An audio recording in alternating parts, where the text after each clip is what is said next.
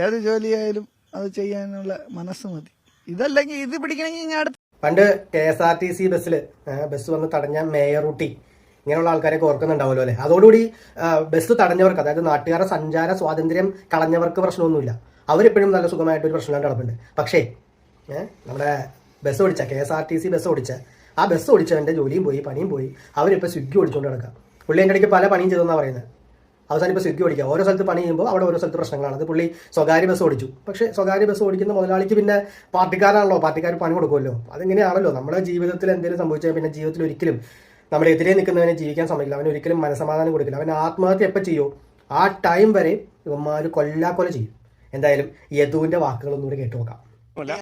യദു മലയാളികൾക്കൊക്കെ അറിയാം, തിരുവനന്തപുരം മേയറായിരുന്ന ആര്യ രാജേന്ദ്രനെ KSRTC ബസ്സിൽ വെച്ച് അസഭ്യം പറഞ്ഞു എന്നതിന്റെ പേരിൽ വിവാദങ്ങളിൽപ്പെട്ട യദുവാണ്. യദു എപ്പോഴാണ് ഇങ്ങനെ ഈ സ്വിഗ്ഗി ഓടാൻ തുടങ്ങിയത്? ഏകദേശം ഒരു മാസമായി.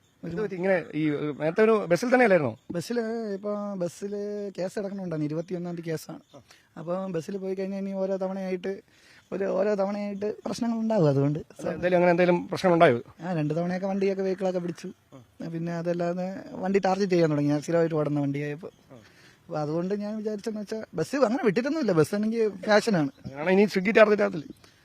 സ്വിഗ്ഗി ഇപ്പം നിങ്ങൾ ഇങ്ങനെ എടുത്തോണ്ട് ടാർഗറ്റ് ആവാൻ സാധ്യതയുണ്ട്. അത് നിങ്ങൾ എടുത്തോണ്ട് ഇനി ടാർഗറ്റ് ആവും. വേറെ ആരും അധികം നീരാളിപ്പിടുത്തം പോലെ നിങ്ങൾ ഇങ്ങനെ പിന്തുടരുകയാണോ ഈ പ്രശ്നം? അത് ഇപ്പം പിന്തുടരുകയാണോ എന്ന് ചോദിച്ചു കഴിഞ്ഞാൽ അതെനിക്കറിയത്തില്ല. ഞാനൊരു തെറ്റും ചെയ്യാതെയാണ് ഈ കേട്ടതും പ്രശ്നങ്ങളുണ്ടായതൊക്കെ. അപ്പോൾ എങ്ങനെ മുമ്പോട്ട് പോകാനാണ്? കോടതിയിൽ നിൽക്കുകയല്ലേ കേസ്? അങ്ങനെ അവൻ്റെ സ്വിഗ്ഗി ജോലിയും പോകാനുള്ള എല്ലാവിധ സാധ്യതയുണ്ട്. ഒന്ന് ആലോചിച്ച് നോക്കിയേ, ആ വീഡിയോ കണ്ട എല്ലാവർക്കും അറിയാം എന്താ സംഭവിച്ചതെന്ന്.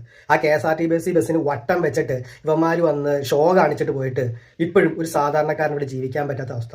ഇവനൊരു പാർട്ടിക്കാരനുമല്ല, ഇവനൊരു സാധാരണ മനുഷ്യൻ. പക്ഷേ ഈ നാട്ടിൽ പാർട്ടിക്കാർക്കാണ്